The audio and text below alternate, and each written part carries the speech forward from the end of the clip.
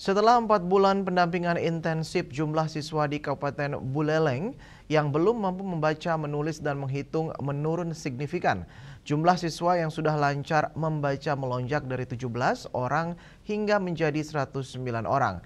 Bahkan muncul 22 siswa baru yang tergolong sangat lancar di akhir periode pendampingan.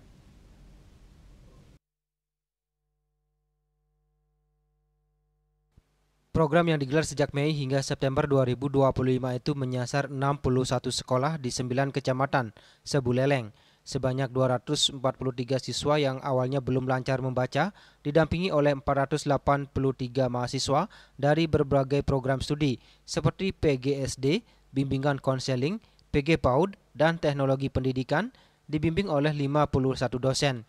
Berdasarkan hasil evaluasi, jumlah siswa yang belum lancar membaca turun dari 243 orang menjadi 86 orang. Kategori kurang lancar naik dari 89 menjadi 99 siswa karena adanya pergeseran kemampuan dari tingkat bawah.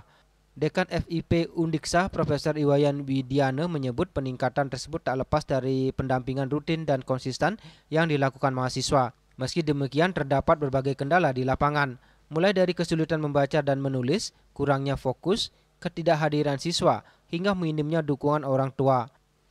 Selain itu ada hambatan fonologis atau mengenal bunyi-bunyian, masalah psikososial, atau kekurangan media pembelajaran.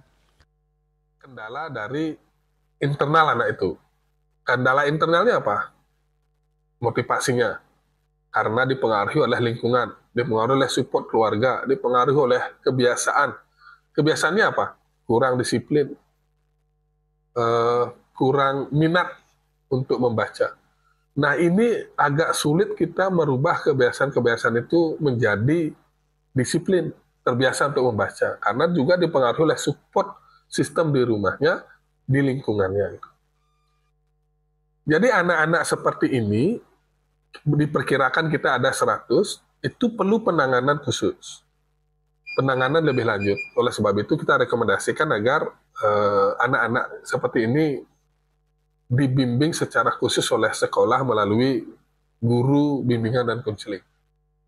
Untuk mengatasinya, FIP Undiksa menerapkan program strategi seperti latihan fonetik, pembelajaran multisensori, kerjasama dengan orang tua, dan pemberian afirmasi positif, serta inovasi media belajar.